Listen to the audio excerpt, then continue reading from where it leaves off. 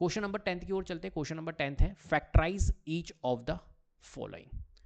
Factorise each of the following, तो यहां पर अपने को क्या करना है, यहां पर अपने को फैक्टराइज करना है। तो फर्स्ट पार्ट है 27y cube plus 125z cube, right. कैसे करेंगे इसको फैक्टराइज, बहुत सिंपल तरीका है, सिंपल सी बात है। देखो ये लिखा हुआ है 27y क्यूब, तो इसको होल क्यूब के फॉर्म में लिख सकते हैं। ये क्यूब में लिखा हुआ है 27y क्यूब, इसको क्या होल क्यूब के फॉर्म में लिख सकते हैं? यस, बिल्कुल लिख सकते हैं। 27y क्यूब को कैसे लिख सकते हैं? 27 जो होता है वो 3 का क्यूब होता है, तो 3 और y क्यूब है तो 3y हमने लिख दिया और उसका होल क्यूब लिख सकते हैं हम, कोई दिक्कत नहीं। ऐसे 125z क्यूब को आप 125 जो होता है वो 5 का क्यूब होता है, तो 5z का होल क्यूब लिख सकते हैं। इससे होगा क्या, इससे ये होगा कि मैंने इसको बोल दिया a और इसको मैंने बोल दिया b, और उसका क्यूब लिखा हुआ है a क्यूब प्लस बीच में लगा हुआ है और b क्यूब। तो a cube plus b cube क्या होता है, अभी हमने सॉल्व भी किया था, right. a cube plus b cube क्या होता है हमारा, वो होता है हमारा a plus b a square minus A B plus B square. ये होता है हमारा a cube plus b cube. ये याद रखना है अपने को कि a cube plus b cube अगर आए तो वो होता है हमारा a प्लस बी और a square minus A B plus B square, right. तो हमें क्या करना है, सिंपल, ये जो क्वेश्चन है वो इस फॉर्मेट में लिखा हुआ है, इस फॉर्मेट में, इस फॉर्मेट से हमारे को इस फॉर्मेट में जाना है, सिंपल। तो हमें पता होना चाहिए सिर्फ a इस केस में क्या हो गया हमारा, a इस केस में हो गया हमारा 3y और b इस केस में हो गया हमारा 5z, सिंपल।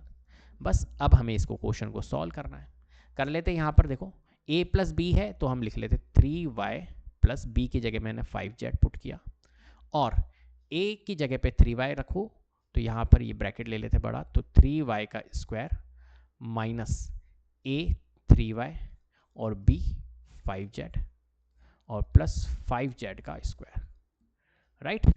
चलो अब यहाँ पर देखो 3y प्लस 5z, और यहाँ अगर इसको सॉल्व करेंगे हम तो ये कितना आ जाएगा अपना, 3y का स्क्वायर करेंगे तो 3 का स्क्वायर 9 होता है, तो 9y स्क्वायर और 5 3 जा 15 15yz, तो माइनस का 15yz और ये हो जाएगा अपना प्लस 5 का square 25 25z square, right.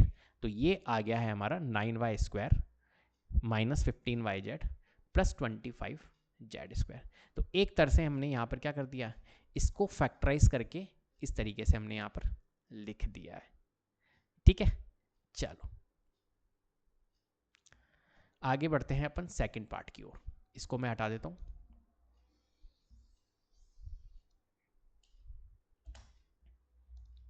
Second part है, एक second, 64 m cube minus 343 n cube.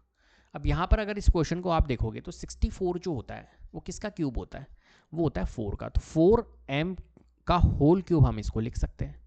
Minus 343 किसका होता है, 7 का क्यूब होता है, तो 7n का क्यूब लिख सकते हैं, राइट। अब यहां पर हमने देखा कि यार ये हमारा a हो सकता है और उसका क्यूब है, और ये हमारा b हो सकता है उसका क्यूब है, बीच में माइनस लगा हुआ है, right. a cube minus B cube की आइडेंटिटीज भी हम देख लेते हैं। a cube minus B cube जो होता है वो होता है a माइनस बी और a स्क्वायर, ठीक है, plus A B plus B square. ये आइडेंटिटीज होती है हमारी a cube minus B cube की, राइट। तो हमने यहाँ पे लिख लेना है a क्यूब, एक second, a minus B A square plus A B plus B square. तो यहाँ से हमने देखा कि a हमारा क्या है बेटा, a है हमारा 4m और b हमारा क्या है यहाँ पर इस केस में 7n। बस इसको सॉल्व कर लेते जल्दी से।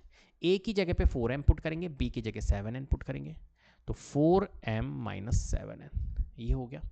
उसके बाद में a की जगह पे 4m पुट करो, 4m का स्क्वायर प्लस a की जगह 4m और b की जगह 7n प्लस 7n का होल स्क्वायर, राइट। चलो तो यहाँ पर देखो 4m minus 7n as it is, और यहाँ अगर इसको सॉल्व करें तो 4m का स्क्वायर क्या होगा, 16m स्क्वायर, 4 का स्क्वायर 16m स्क्वायर प्लस 7 4 जा 28 तो 28mn और प्लस 7 का स्क्वायर 49n स्क्वायर, राइट। इस तरीके से अपने को यहाँ पर क्या करना है, क्वेश्चन को सॉल्व करना है।